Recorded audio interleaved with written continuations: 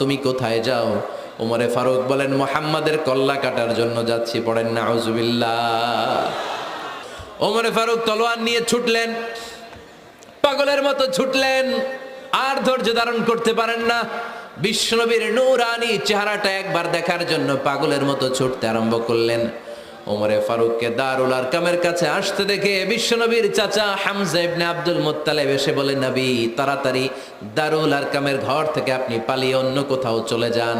ওই যে ওমর ইবনে খাত্তাব নাঙ্গা তলোয়ার নিয়ে আপনার উপর আক্রমণ করার জন্য ছুটে আসছে গো নবী।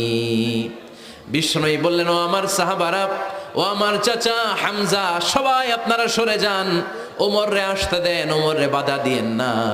কারণ কিছুদিন আগে তাহাজ্জুদের নামাজ পড়ে আমি আল্লাহর কাছে একটা বিশেষ দোয়া করেছি, আমার মন বলছে ওই দোয়াটা আল্লাহ কবুল করতে শুরু করেছে। ওমরে ফারুক চলে আসলেন।